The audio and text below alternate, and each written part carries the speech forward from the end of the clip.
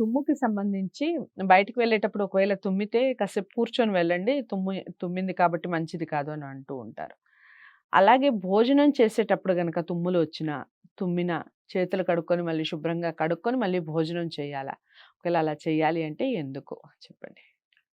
అలా చేయాలని రూల్ లేదమ్మా. అస్సలు లేదు. హ్మ్. కొంతమంది ఒకసారి లేచి చేయి కడుక్కున్నాక, ఆ పూటకి భోజనం అయిపోయిందని మళ్ళీ తినరు. హ్మ్. ఒక చేయి కడుక్కున్నారంటే ఒక భోజనం అయినట్టే గదా! అవును.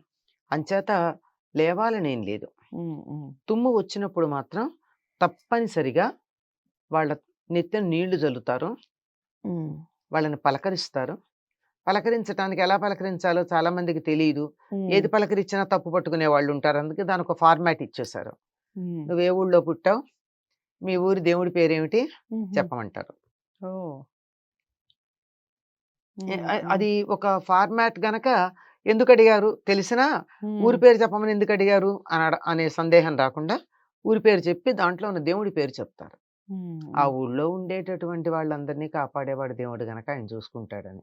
హ్మ్.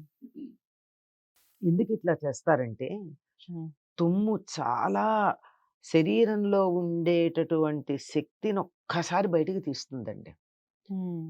తుమ్ము నుంచొచ్చేటటువంటి ఏదైతే ఉందో హ్మ్. దానికెంత వేగం కొన్ని మైళ్ళ వేగం ఉంటుందిట. హ్మ్. హ్మ్. అందుకే తుమ్మేటప్పుడు చెయ్యి అడ్డం పెట్టుకోమంటారు. లోపల నుంచి అన్ని చుట్టుపక్కలంతా ప్రసారం అవుతుందని. హ్మ్. అంత ఒక్కసారి లోపల నుంచి వచ్చేప్పటికి లోపల నరాలు ఒక్కసారి సడలించే ప్రమాదం ఉంది.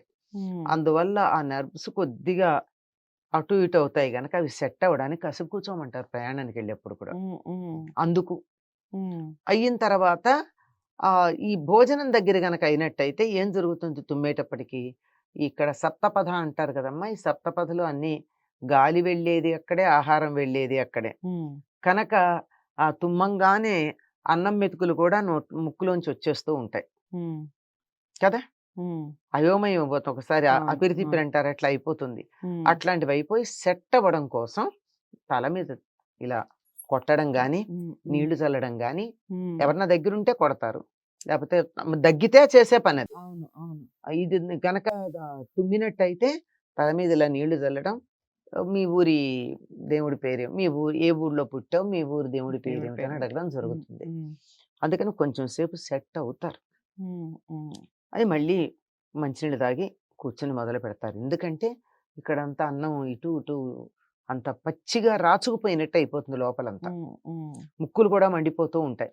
హ్మ్. అందుకనది కనక చేతులు కడుక్కునే పని లేదమ్మా. ఒక్కసారి చేయి కడుక్కుంటే పెద్దవాళ్ళెవరు మళ్ళీ అసలు ఇంకోసారి భోజనం భోంచేయకూడదు. చేయరు. ఆ! హ్మ్. హ్మ్. ఆ పూటకి భోజనం అయిపోయినట్టే. రైట్. హ్మ్. అది ఒక లెక్క ప్రకారం గదా భోంచేస్తారు. పొద్దున ఒకసారి, సాయంకాలం ఒకసారి చేస్తారు. హ్మ్. హ్మ్. చేయి కడుక్కున్నారంటే పొద్దున భోజనం అయిపోయింది. ఇంక హ్మ్. మళ్ళీ ఎందుకు చేస్తారు? హ్మ్. చేత అట్లాంటిదేం లేదు.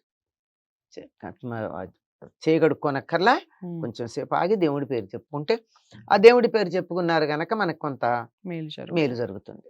అదండి విషయం. తుమ్ము వెనకాల ఉన్నటువంటి స్టోరీ అసలిది. ఎవరైనా మీరు మీ ఇంట్లో ఇలా పాటించే వాళ్ళున్నారా? ఒకవేళ ఉంటే ఎప్పటినుంచి మీరు పాటిస్తున్నారు? లేదా ఇదే మొదటిసారి ఇలాంటి వీడియో చూసారా? అన్నీ కామెంట్ బాక్స్‌లో తెలియజేస్తూ, వీడియోని లైక్ చేసి అందరికీ షేర్ చేసే ప్రయత్నం చేయండి. ఛానెల్‌ని సబ్స్క్రైబ్ చేసుకోండి. మరో మంచి అంశంతో మళ్ళీ కలుద్దాం. నమస్తే.